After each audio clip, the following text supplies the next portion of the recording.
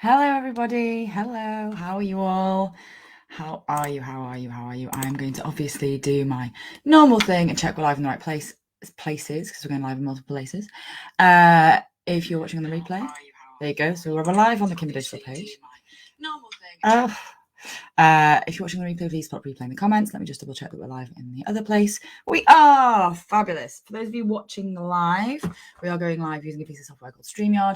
And in order for me to see your name with your comment, if you can click on the link, which I think one of my team will pop in, which is streamyard.com/Facebook, and just give Facebook permission to see your name. That would be great.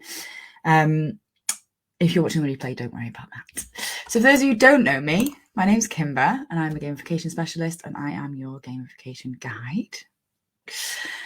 And today we're going to be talking about, I'm just going to get my notes up because, I like to do this with notes.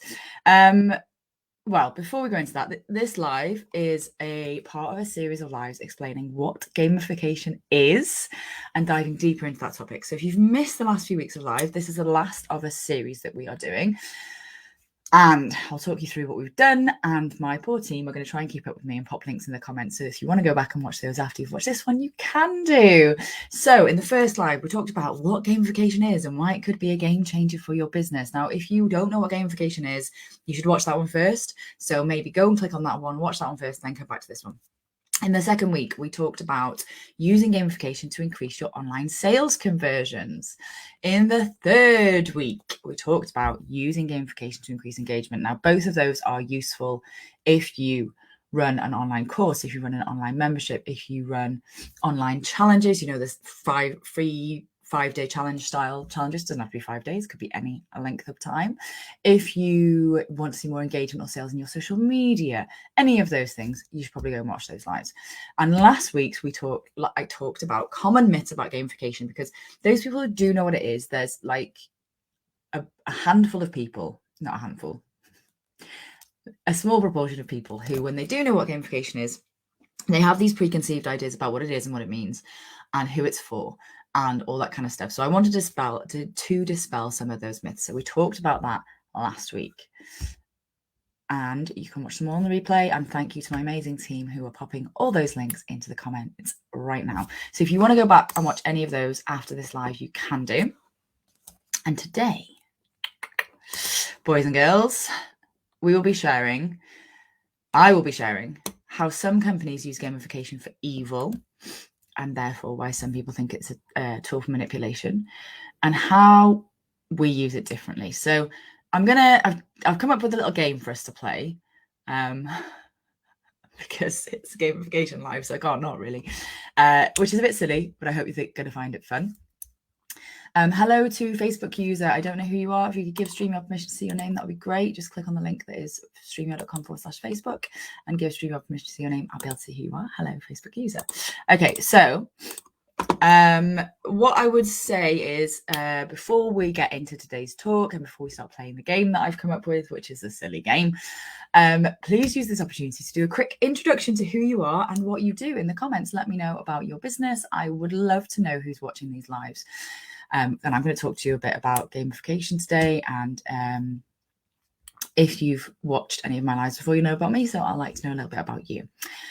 So the dark side of gamification. Ooh. I'm going to take a quick sip of my coffee.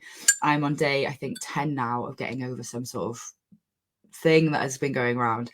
And so in order to stop myself from losing my voice again, I'm trying to keep drinking hot drinks. So apologies if I do this throughout the talk. So lots of people think that because gamification takes learnings from different things like psychology and human behavior, and it looks at what makes video games so addictive, that those things can be used to manipulate people. And therefore gamification can be used to manipulate people into buying things they don't want, into doing things they don't want to do, and more. It's an interesting one because I'm not going to say it can't be used for evil. Gamification can be used for evil. It takes into consideration, it takes lots of learnings from the game world that helps encourage you to do more, stay playing a game for longer, to do an activity over and over again that you might not want to do. And so some people think that all gamification is manipulative. All gamification is evil because it has those inherent traits that you can use to make people do things they don't want to do. Now, what we do with our clients and what we teach is ethical gamification. All right. So what that means from my perspective, I keep bringing up the wrong notes and bringing them down again. I'm just checking that you're still here and that this comments are working, everything. So ethical gamification, you might be like, well, what the hell is that? Okay, fair enough. So what it means from my perspective is ensuring that you have consent of participants, that they know they're entering into a game or something that has been gamified, that they know the gamified system is there to help them to achieve their goals, or what it will help them to achieve is clear, so they fully understand what is happening. They don't have to know all the different parts of the gamified solution to understand what it's for, okay? But they do need to understand what it's about. We want them not to feel manipulated, coerced, or like they have no choice to play, and that they have voluntarily given their consent. So that's ethical gamification from my perspective, as well as not lying, which seems like a no-brainer, but you'd be surprised. Okay, so before I get into it, I'm going to have a quick look at the comments. Oh, it's Geraldine. Hey, Geraldine. I run courses on how to use chatbots and automation. Cool, very cool. You can use gamification with chatbots, which is very interesting. So yeah, please do, guys, as you join, please do feel free to continue to give us a little intro to who you are and what you do. Okay, so what I'm going to do is I'm going to give you a couple of examples of big businesses using gamification, and we're going to play a game of evil or no evil. So evil or not evil, as you can probably tell from the way that I said this, is kind of stolen from Ramesh Ranganathan's game, Trousers or No Trousers. It's not stolen, but it's God. So the idea is, I'll tell you a story. I'll tell you about the big organization using gamification, and you tell me whether you think what they are doing is evil or not evil. And then we'll discuss it a little bit. All right. I thought it'd be a bit more fun than just sharing some examples. So let's start. I hope that you guys are going to enjoy this. So example number 1 is Uber. Uber is well known for using gamification with their drivers. This is not a hidden thing. This is not a secret thing. This is something that has been all over the news. So things that they do that is gamified, and I'm sure they do more than this, but this is just a handful that I've found out about when doing my research. So when a driver is logging off for the night or for the morning, if they've done a night shift, they get a message on their phone that says they're only a few pounds or they're only a few dollars or euros or whatever away from reaching their next objective. So they might say, oh, if you just do one more fare, you'll hit 40 quid profit for the night. Or if you do one more fare, you'll reach 200 pounds, whatever. So this is a gamification technique that is called ludic. I think you say ludic loop. Basically, the idea is you're constantly trying to progress towards a goal that you can't quite reach. They use it in gaming, and they use it to help you to progress to the next level or beat the next boss. And I kind of use this technique as well to gamify myself to reach my next goal. Now, so it's just a gaming technique that can be used for good or for evil. They also gamify drivers by allowing them to earn badges for things like excellent service or good conversationalist or things like that. Now, with the badges, it's good for self-esteem. It's good for you to be able to see what you're doing good at. But I have found at least one example of an Uber driver making an absolute pittance, but being very proud of their collected badges. So again, could be good, could be evil. They also use a Netflix style algorithm to load the next program. So, like in Netflix, where it's like you finish a series and it goes, here's the next thing that we think you would like to watch. So it's loaded it for you. So you don't even have to think. Uber does something like that, whereby when you're already on a fare, it loads your next fare. So it tells you what it thinks the next one should be before that one's even completed. So now it's time to ask you the question, bearing in mind the 3 techniques that I've told you about, the ludic loop, so giving them information about, if they don't log off now, if they just do one more fare, they'll earn this much. Do you think that they, and as well, they use badges, and they're also using a Netflix style algorithm. So what do you think, guys? in this gamification example, is Uber evil or not evil? I kind of wish I had a jingle for this. Like, I really do. Evil or not evil? Evil or not evil? So Geraldine says not evil. That's interesting. So I'd be intrigued to see why you think not evil. Yarka also thinks not evil. Oh, this is very interesting. And I wonder whether how I'm presenting this information is influencing you or not. Because the media can have a big impact on how people perceive gamification. Any more? I know there's a bunch of you watching. Anyone else want to guess? Vic also thinks not evil. Okay, so you guys all think not evil. That's very interesting. All right, so that's interesting because if you read about it in the media, you would say, oh, so you go, Sarah Robinson thinks evil. If you read it about it in the media, you would say Uber is evil. When it was in the media, Uber was hounded for using these gamification techniques. Absolutely roasted across, globally. So you think it keeps drivers in the loop as far as what they can earn. And Yarka sees this as making an informed decision. So this is very interesting. So that's Uber's perspective, right? So you guys are looking at it from Uber's perspective, probably because you're business owners. This isn't my notes, but I'm going to talk about it. So from Uber's perspective, you could think Uber, the kind of people who are Uber drivers, they need extra cash. And so, Uber's just letting them know that if they just did one more fare, they'd earn a little bit more cash, which means they could get a present for their kids for this Christmas that they couldn't before. Uber's probably thinking as well, and I might have put this in my notes, actually. Let me just check before I talk all through my notes without actually doing it. So, okay, so let me do it in this order instead of that order. So maybe they have a shortage of drivers. Maybe, as a business, they're like, well, if we just get everybody to do one more fare, it's not going to affect them from a safety perspective because one more fare is not a big deal. If they've already done a 4-hour journey, what's another, what if they've already done a 4-hour, what is the word that I'm looking for? Shift. Then another half an hour is not going to make a big difference. What can we do to sort out the shortage of drivers? They could be thinking about all sorts of different things that's actually going to benefit their drivers as well as benefiting them as a company. They could also be thinking, we have a shortage of drivers on a Friday night. If we could get the Friday daytime people to do one more fare, then that would, be different for our that could be better for our business, it could be better for our customers, and it could be better for them because they make more money. Generally, since if they can be penalized for not taking another fare, that would be evil for sure. So the truth is, and this is why I was talking about consent at the beginning, it kind of depends. So there have been reports of players. It's a game, so we're considered about players. Yarka says the driver needs to have a filter and not feeling pushed up or didn't do more and more fair. So that's the interesting thing. By the nature of using a gamified solution, you're not pushed and you're not bullied, but it is tempting.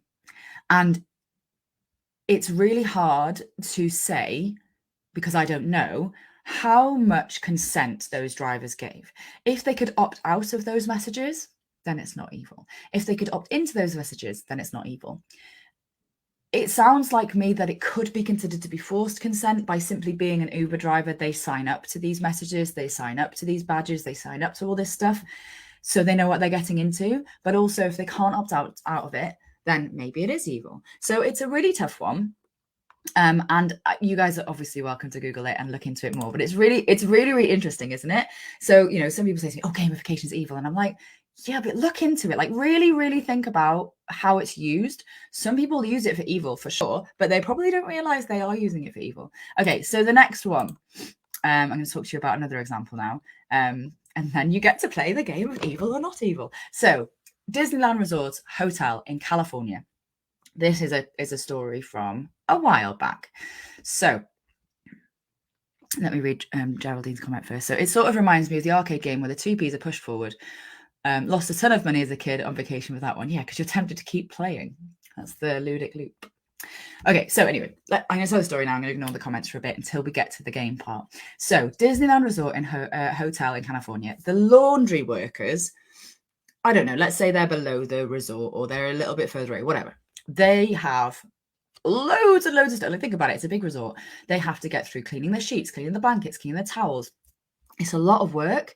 It's loud, like loads of laundry machines, and it's difficult. Like it's really hard work cleaning all those sheets and bedding and etc. etc. So before 2008, the staff would monitor their progress each day, how many sheets they'd got through, how many blankets, whatever, how many they'd done, cleaned, dried, folded, etc., on a piece of paper.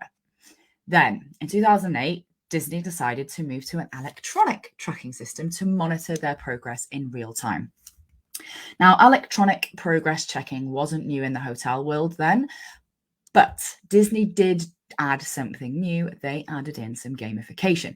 So they chose to display the productivity of their workers on scoreboards throughout the working environment. A leaderboard, okay? Classic gamification technique. And they color-coded people's names according to whether or not they were meeting the goals, the targets of the company. If they were meeting it, they had green over their name. If they were a little slower, they had yellows over their name. And if they were really behind, their names were in red.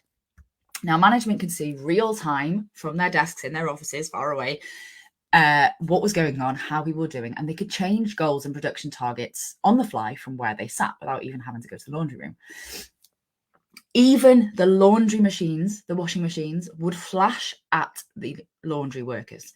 So red or yellow lights if they were slowing down, and I guess green lights if they were on time. So, what do we think? Evil or not evil? Do we think Disney tracking and monitoring and flashing lights at their staff is evil or not evil? What do you reckon, guys? And then we'll discuss it a little bit more.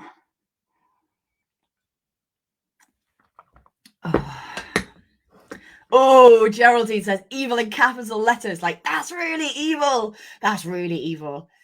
What about you guys, the rest of you? Anyone else have any thoughts? Is the Disney example evil or not evil? What do you think? I'm going to discuss this one a little bit more with you. This is an interesting one. Elaine says not nice at all. So I'm guessing you're going on the evil front. Evil or not evil? Minimum wage workers in California work really hard, yeah. Most minimum wage workers work really hard, don't they? Like, because in the real world, working hard doesn't mean lots of money. Okay, so I think that the general thoughts on this are probably going to be evil.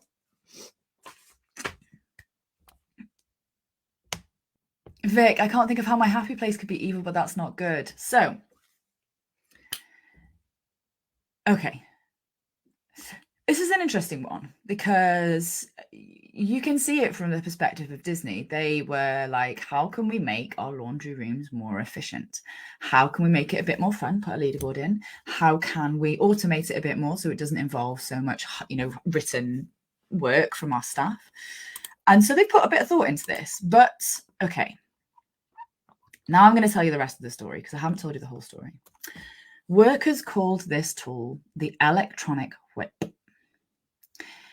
They couldn't ignore the flashing lights. They felt like they couldn't slow down. They couldn't take a break. They hated it, really hated it. Pregnant workers started slowing down, not speeding up. And people got injured because they became competitive because they wanted to be up on that board. Now, the reasons behind this example aren't evil. They wanted to make, like Disney wanted to make all of their areas of their business more productive and more fun. But it turns out they made their working environment into a living hell. That wasn't their intention, clearly. Like, I mean, Disney's an interesting company from lots of examples throughout history, and I'm sure you've already got your own opinions on it. But I'm sure that they never thought, I want my staff to be injured. Was there consent? So going back to my initial question around how gamification can be ethical, was there consent? Technically, yes, because, and this is something else I didn't tell you, when they installed the systems in 2008, there was an agreement, like they did so with an agreement with the unions. So the unions know this was coming in. They knew this was happening, but I doubt anybody predicted this outcome. So that's another interesting one. It was evil. Was it meant to be evil? No. That was never the intention. Did they have the consent? Yes. Did they lie to anybody? No. So it's like, oh, this is a difficult one. It's very interesting. It's very sad. And I'm getting excited because it's interesting from my perspective, but in real terms, it's really, really shitty for the people who are working there. Horrific. Like, who wants to work in that environment? Nobody. Geraldine. Yeah, but it's a bit harsher in California, I guess, because I have a history of paying workers in my store always paid above the rate. Yeah, that's a good way. So yeah, it did backfire on them. Okay, so who's ready for another example? Because another example, so we can play another game of evil or not evil. So this next example that I'm going to give came up in the news yesterday, and I thought, I was going to use a different example, which I might talk to you about in a bit if I remember. But I decided to swap it out for this one because I saw it in the news last night whilst I was watching TV. I saw it come up on my phone. I was like, oh, this is perfect. Your friend and mine, Amazon. Okay, so this is Amazon, the big brand that we all love to hate for various reasons. Yesterday, well, I don't know if it was shared yesterday, but it was in the news yesterday. So somebody shared on TikTok a video of a game-like system used within Amazon warehouses. So the video showed a screen. Yeah, I'm so glad. So the video showed a screen, which was like a laptop screen. It wasn't a laptop screen. It's like a tablet screen, I guess, in the warehouse. And it had achievements on it. So it showed you what the achievements were and how many points you had to get to it. And there were things like picking up speed, punctual, make history, things like that. Now, it was only shared yesterday on this news channel, but it has been known since 2019 that Amazon uses gamification in their warehouses. So it's been around for a couple of years. Apparently, you can earn rewards that are turned into virtual pets like penguins and dinosaurs, which sounds adorable. And I believe, although I might be misquoting here, I believe that in some of their warehouses, you can also exchange their rewards for Amazon merch like t-shirts and water bottles and things like that.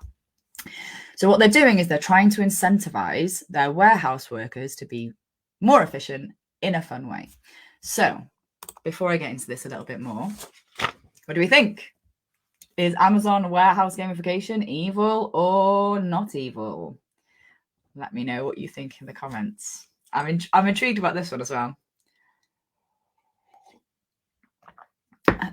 Evil or not evil? Ooh, I totally need a jingle for this. Like, I really need a jingle for this. And I feel like I need to do like a whole mini series. We do a couple each time because there's hundreds of examples of this. Evil or not evil? Come on, guys. Guess for me. Oh, so Geraldine is a bit on the line with this one. So you haven't decided whether it's evil or not evil. And you also think, Geraldine also thinks that this is a great example of using gamification live because it's fun. Thanks. Elaine thinks it's evil because she knows folks who work there. Ooh, that's interesting because obviously if the players aren't happy, that is a sign that it's not working the way it should do. Yarka says, if that is evil, then every game is evil. So let's talk about what Amazon says about this and what the workers say about this, because Amazon haven't stopped this. They're still doing this, as you can see by the fact that it was posted in the news yesterday. So I took this quote from a website called The Verge. You can go and have a look for it if you want. So Amazon apparently said, employees have told us they enjoy having the option to join these workstation games, and we're excited to be taking their feedback and expanding on the program to even more buildings throughout the network. Even with this expansion, the program remains completely optional for employees. They can switch in or out of different games depending on their preference. They can play anonymously or not play at all. The choice is theirs. Now, obviously, from that, it sounds great. Excuse me. I knew it was only a matter of time before I coughed. They can opt in, they can opt out, they can change games, they can be anonymous, and anonymizing is big in those kind of environments because you don't know who you're competing against if you wanted to. Now, this is what some of the employees had to say.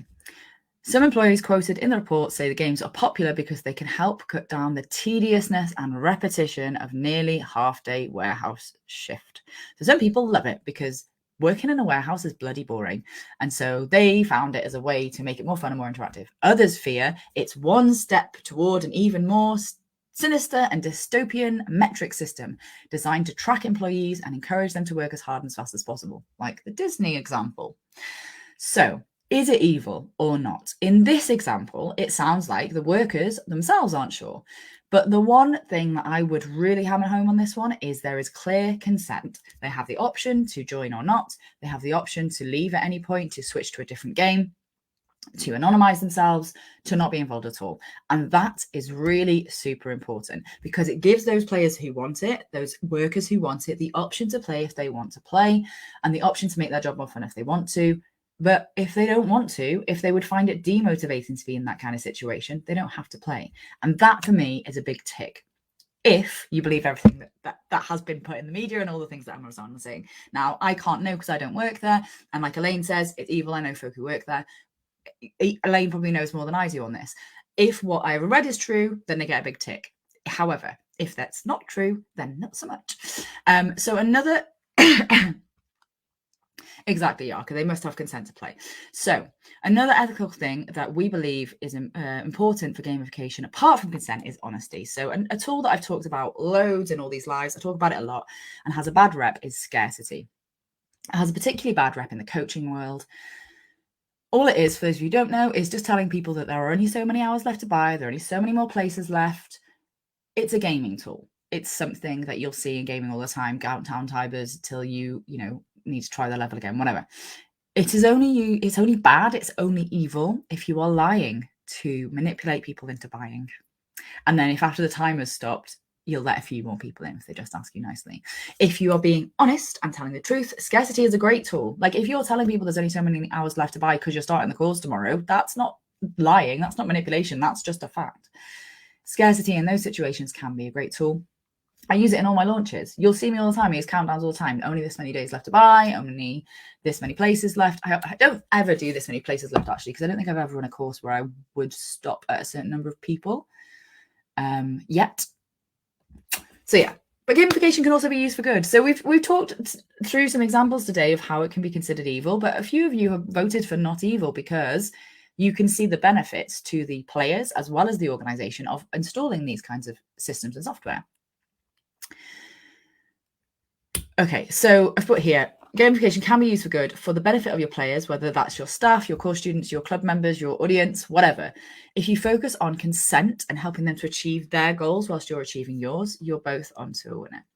So if you have found this interesting, I would encourage you to watch the other lives I've done too. The links have already been shared above, so you can go back through the comments and find those. We've talked about what gamification is, common myths around gamification to increase online sales conversions, and gamification to increase engagement. And if you happen to run a community or a podcast that could benefit from learning about gamification of courses, memberships, affiliate or challenge launches, or getting more engagement on your social media posts, then why not invite me to speak on your group or on your podcast? And my team will pop a link to the guest expert page that is on our website below, so you can find out more about our talk and why me, all that kind of stuff. And the final thing that I'm going to do, which annoyingly I didn't load before this, is talk to you about the game plan quiz so that you can see some of my gamification in action, although you have seen a little bit of my gamification in action today. So you can have a look, or you can take the quiz if you want to, and I would encourage you to do so if you haven't already. So let me share the link. So the game plan quiz is my lead magnet, and it is gamified. A quiz by its nature is gamified, and this quiz, when it loads on the screen, helps you to work out. So have you ever wondered if you could get better results from your courses, challenges, or social media?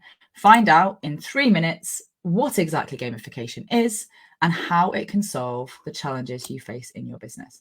So it is less than 3 minutes. It's just a few clicks, and you will get a report at the end that talks you through gamification, what it is, and how you can use it in your business with the problems that have been identified by you in the quiz. So definitely go check that out. We've had loads of people do it already, and people have been loving the feedback that they got, actually. They found it really useful.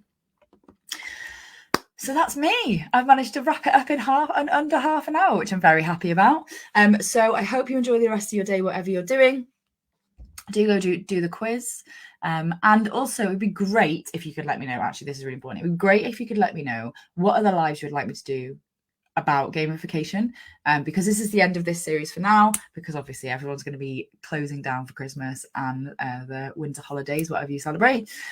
So probably going to do some more in the new year. So it'd be great to know what topics you would like me to cover. Thank you for watching, everybody, and enjoy the rest of your day, whatever you do. Bye.